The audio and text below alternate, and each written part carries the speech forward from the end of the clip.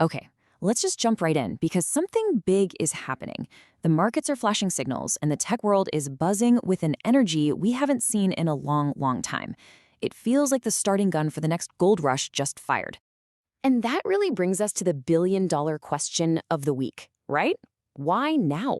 The smart money, and I mean the really cautious institutional investors, have suddenly stopped treating quantum computing like some far-off science project. They're moving cash, and they're moving it fast.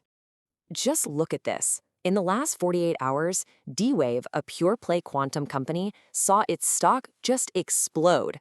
And we're not talking about a little bump here. This is a massive surge that has Wall Street's full attention. And it's not a one-off thing. Rigetti Computing, another major player in this space, is right there with them, jumping up 14%. So you gotta ask, what is going on? Now, this chart really tells the whole story. See how the rest of the market is basically flat? This isn't some case of a rising tide lifting all boats, no. This is a laser-focused injection of capital into a very specific, and let's be honest, until now, pretty niche sector. This is a deliberate bet. So, who's making this bet? Well, check this out. Financial filings are making it crystal clear that this isn't just retail hype. We're seeing the smart money. We're talking top-tier hedge funds like Citadel and Millennium actively moving their capital into quantum hardware.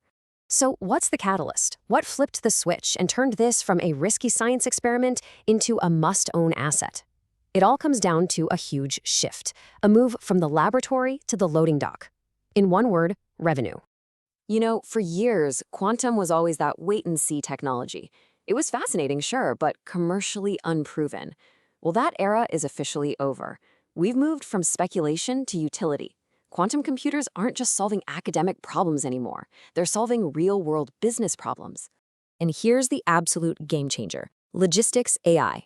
D-Wave is using a specific type of quantum computing. It's called annealing, and it just so happens to be perfect for solving the planet's most complex optimization problems. Imagine trying to find the single most efficient route for a global supply chain, or a factory floor, or a whole fleet of delivery trucks, all in real time. That is the application that's finally generating the revenue Wall Street has been waiting for. And we're not just talking theory here. The impact is massive. We're talking about making everything from giant container ships to factory robots move smarter and faster. That means quicker deliveries, less fuel burned. For huge companies, this saves millions, sometimes even billions, in operational costs. But look, this whole revenue story is only happening because of an incredible breakthrough on the tech side. I mean, how did these machines, which were famously fragile and unstable, suddenly become reliable enough for business?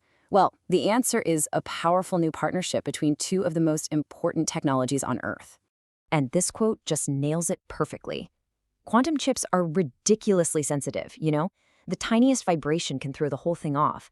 But now, AI is basically acting as a real-time bodyguard. It's like an immune system, catching and correcting errors before they can crash the whole computation.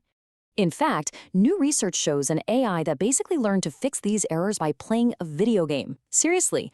It gets points for keeping the computer stable, and it loses points if it crashes. After playing millions of rounds, the AI figured out strategies that are 3.5 times better than any code a human ever designed. This is literally the birth of the self-healing computer. And with that stability, you unlock just staggering power. Get this. Google's Willow chip recently ran a physics simulation 13,000 times faster than Frontier, which is the most powerful supercomputer on the planet. Think about that for a second. A calculation that would take Frontier years to finish was done in a couple of hours. And it's not just about getting more stable, it's about getting bigger. For years, the problem with adding more qubits, the building blocks of these computers, was that they just interfere with each other, kind of like too many radio stations on one frequency. But new 3D chip designs are changing that. Instead of building flat, village-sized chips, we're now building skyscraper chips, stacking them vertically. And that solves the whole bottleneck. So why does all this matter so much? The stability, the speed, the scale, what's the big deal? Well, because this isn't just about making logistics more efficient. This is about building the fundamental hardware engine for the next era of intelligence. This is about the race to AGI. And the big tech giants? Oh, they see the writing on the wall. Amazon recently merged its AI, custom chip, and quantum teams all under one boss. They realize what Google and others already know: you can't build true artificial general intelligence with software alone. It's a full-stack hardware race now, and quantum isn't just a nice-to-have, it's essential. When you lay it all out on a timeline like this, From the deep learning breakthrough to ChatGPT completely changing the game, you can see why this moment feels so important. The arrival of stable, commercial quantum hardware is what everyone sees as the next huge leap forward on the path to AGI. This whole field is just moving at an incredible pace. So, with all this momentum, what's the next domino to fall? What should we be keeping our eyes on?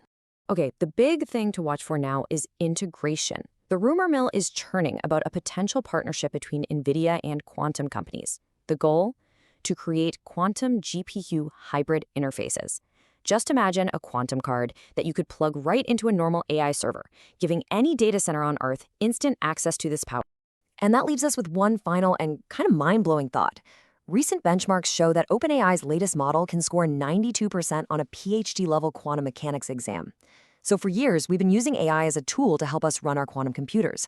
But what happens when an AI that understands physics better than most humans starts designing the next generation of quantum hardware itself? The age of AI as a tool for quantum is ending, and the age of AI as the architect of quantum is just beginning.